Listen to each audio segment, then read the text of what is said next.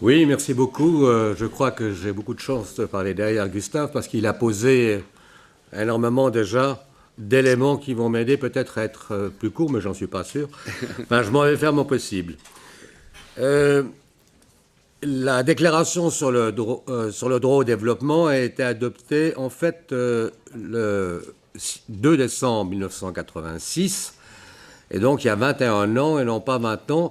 Je précise ça non pas pour contredire Michel Laguerre, mais pour dire que c'était le point de départ en fait de ce symposium et du bouquin qu'on a sorti parallèlement, parce qu'on s'est étonné, ou pas vraiment étonné, que l'ONU, qui est très friand des anniversaires et des grands bastringues, n'ait pas dit un mot au 20e anniversaire de cette importante déclaration.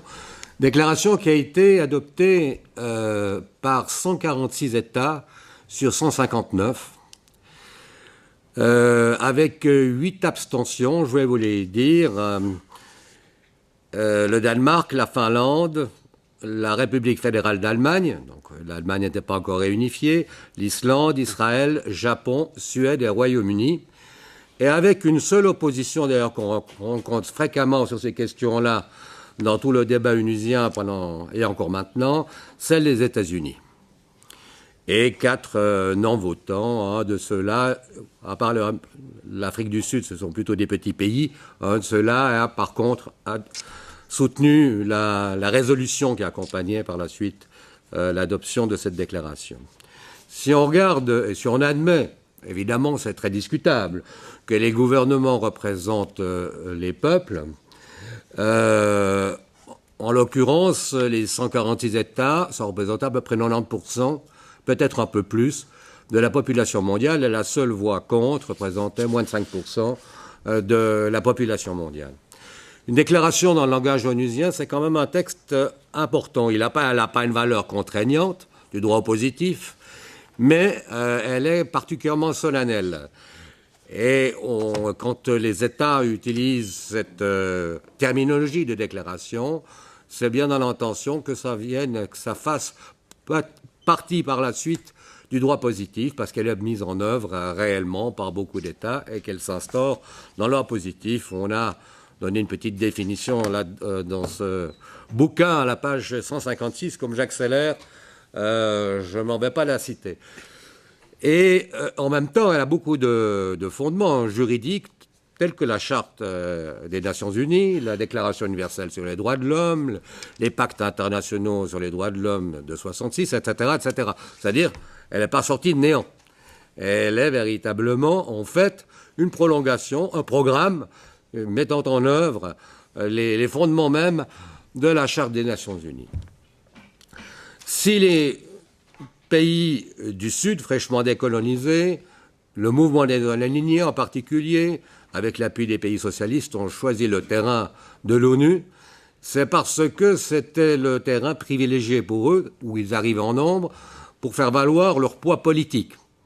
Ce ne sont pas des pays qui avaient une grande puissance militaire, ni économique, et donc ce terrain, le terrain de la démocratie, de l'ONU, un pays, une voix, c'est une ébauche de démocratie internationale, était le terrain où il pouvait le mieux, pensait-il, affirmer une autre orientation, c'est-à-dire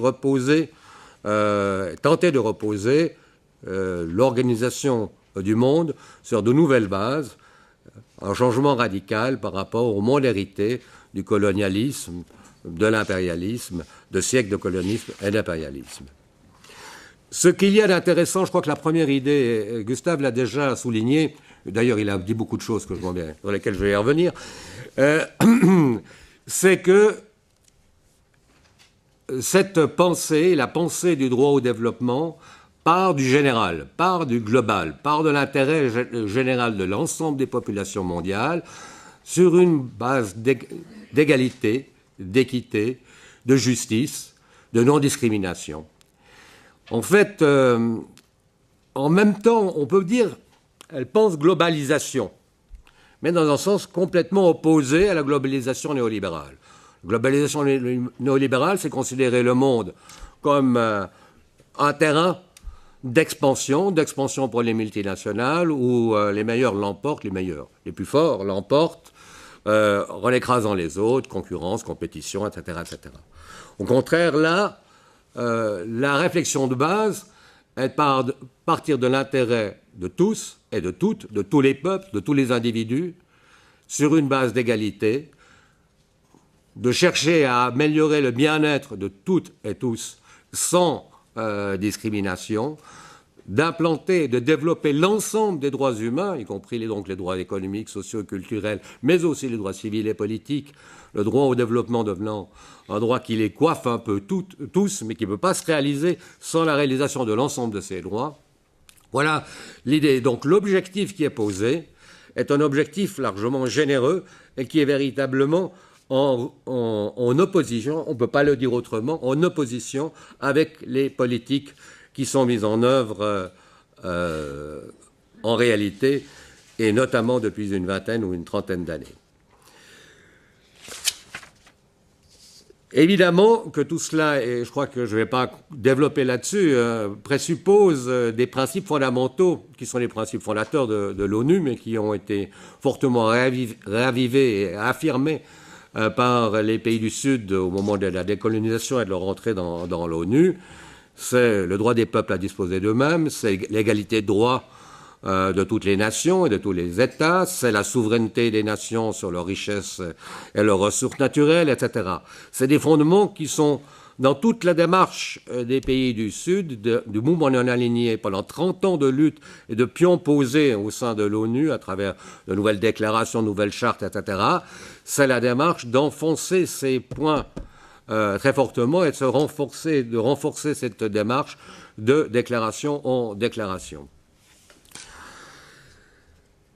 Et là, de nouveau Gustave l'a souligné, c'est qu'on est à l'opposé des politiques qui ont été véritablement mises en œuvre, puisque si on parle de l'égalité des nations, si on parle de l'égalité des peuples et leur droit de choisir leur système politique, de choisir leur développement, etc., etc., on va complètement à l'encontre des politiques imposées avec le chantage de la dette, du FMI, des banques mondiales, de l'OMC, même si c'est un pays une voix, puisque c'est un programme, un projet qui est accepté comme un tout, c'est à prendre ou à laisser, mais si on laisse, on est victime véritablement de discrimination, de rejet, de non-accès au marché mondial. Ce qu'il y a aussi d'important, je dirais, c'est que tout est posé en termes de devoirs des États. Et on verra que ce sont des devoirs non seulement dans la coopération internationale, donc sur le plan international, mais des devoirs aussi sur le plan interne. Si on compare, et j'y reviendrai peut-être tout à l'heure, avec les objectifs du millénaire, on est dans un ton complètement différent. Et là, je le signalerai tout à l'heure, on s'est amusé pour ce bouquin, amusé oui parce que c'est un peu caricatural, à essayer de faire un parallèle entre la déclaration sur le droit au développement ou les droits, la charte sur les droits et devoirs économiques des États et les objectifs du millénaire, vous verrez que le ton et le contenu est complètement différent. Donc il y a beaucoup de devoirs qui sont posés aux États. Il suffit de lire la déclaration sur le droit au développement. J'en cite quelques-uns. Les États ont le devoir de coopérer les uns avec les autres pour assurer le droit au développement et éliminer les obstacles du développement, c'est-à-dire c'est des droits et des devoirs qui aussi ont un aspect positif et un aspect négatif. Les États ont le devoir de prendre séparément et conjointement des mesures pour formuler des politiques internationales de développement en vue de faciliter la pleine réalisation du droit au développement. Il y a d'autres, j'en cite encore un dernier, puisque Gustave, à juste titre, a mis l'accent sur la question de la guerre, de la militarisation, etc. C'est l'article 7 de la déclaration. Tous les États doivent promouvoir l'instauration, le maintien et le renforcement de la paix et de la sécurité internationale et doivent, à cette fin, faire tout leur possible pour réaliser le désarmement général et complet sous un contrôle international effectif et pour assurer que les ressources libérées, à la suite de mesures effectives de désarmement, soient employées aux fins de développement global, en partie celui des pays en développement.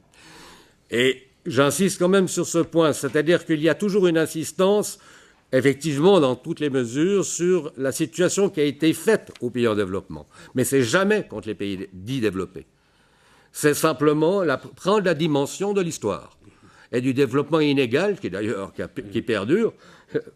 Le développement inégal entre les peuples, il s'agit donc pour parvenir à l'égalité, il faut considérer quelle est la situation de ceux qui ont subi un développement pendant 3, 5 siècles de développement capitaliste mondial.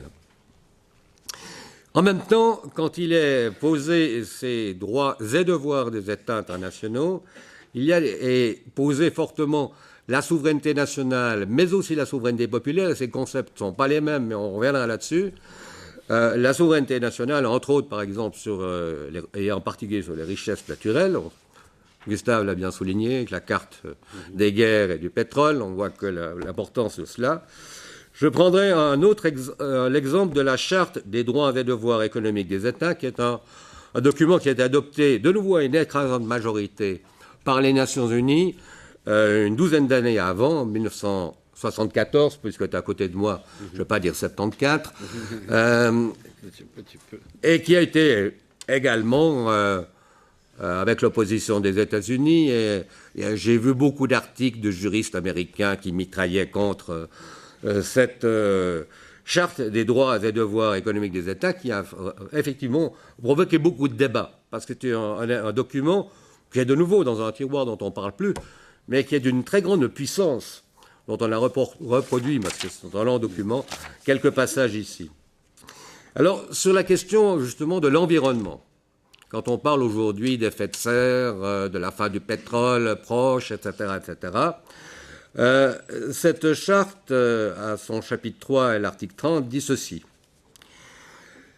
La protection, la préservation et la valorisation de l'environnement pour les générations présentes et futures sont la responsabilité de tous les États.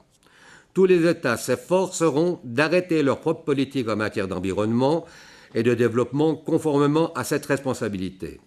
Et là, je le souligne en particulier, tous les États ont la responsabilité de veiller à ce que les activités menées dans les limites de leur juridiction ou sous leur contrôle ne nuisent pas à l'environnement d'autres États ou de zones situées au-delà des limites de leur juridiction nationale.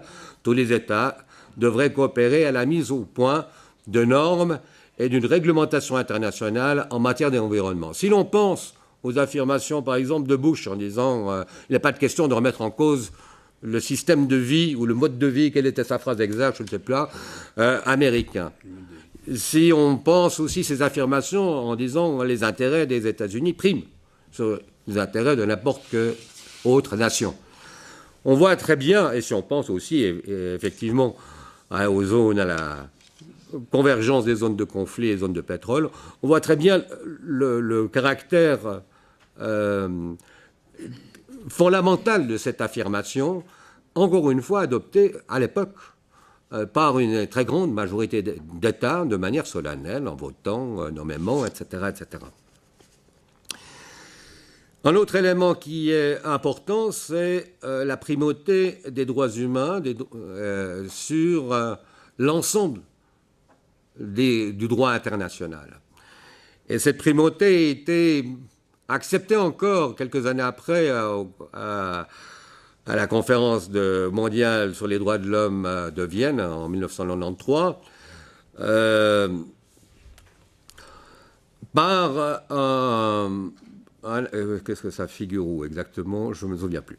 La conférence, la déclaration finale, en tous les cas, la conférence mondiale sur les droits de l'homme, considérant que la promotion et la protection des droits de l'homme est une question prioritaire pour la communauté internationale et que sa tenue offre une occasion unique de procéder à une analyse globale du système international des droits de l'homme et des mécanismes de protection de ces droits, afin d'inciter à les respecter intégralement et donc d'en promouvoir le plein exercice de manière équitable, équilibrée.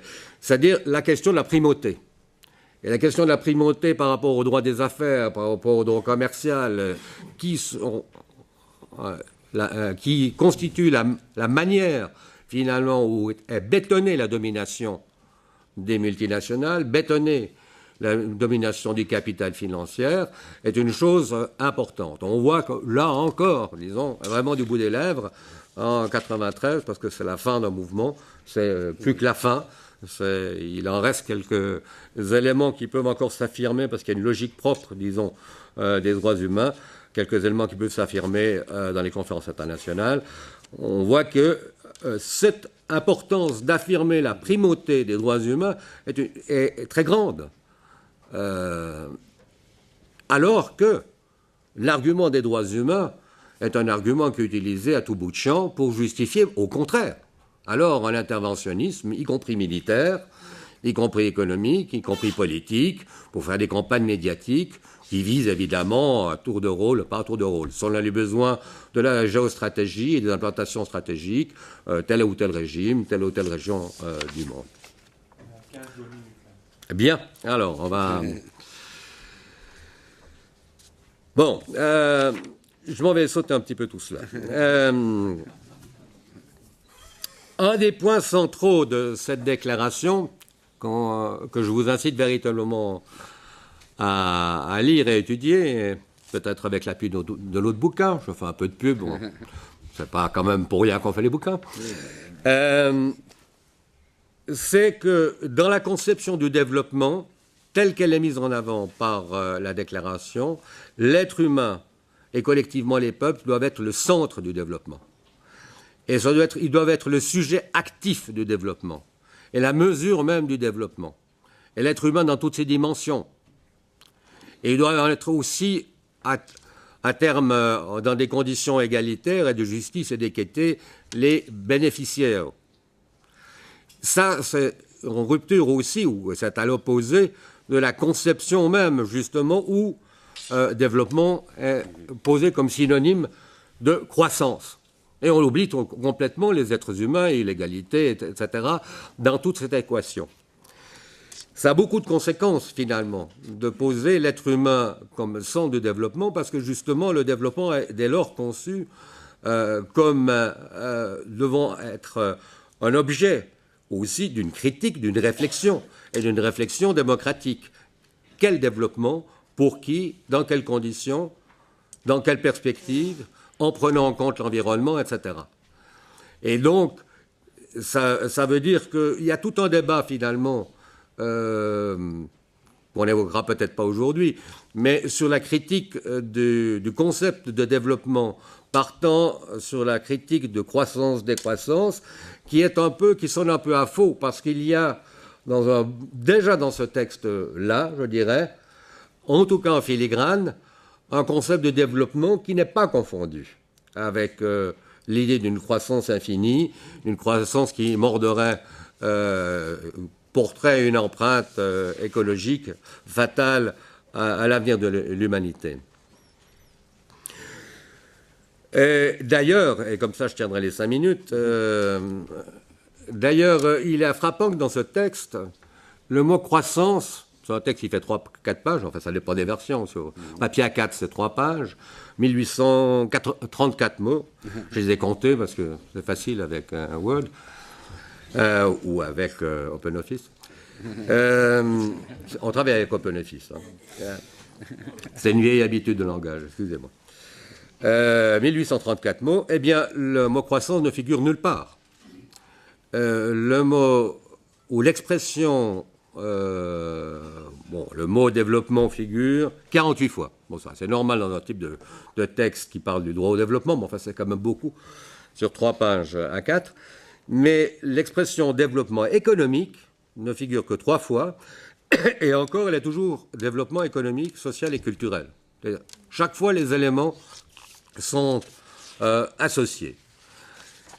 Donc, il y a là véritablement, je crois, pour l'avenir, une source d'inspiration et de réflexion, d'autant plus si on pose la question du développement comme devant être fondé sur une démocratie participative, ce qui est souligné aussi à plusieurs reprises dans le document. Ça veut dire que les États se font un propre devoir de développer la participation populaire, les individus et les peuples étant des acteurs, des sujets actifs du développement. Pardon. Si on part de cette dimension-là, On peut penser que cette déclaration est toujours une source d'inspiration pour le mouvement altermondialiste, pour les luttes, les mouvements sociaux, à condition justement qu'ils s'en emparent et non pas qu'ils laissent les États, d'ailleurs actuellement bâbolés, autour de ce texte. Merci beaucoup.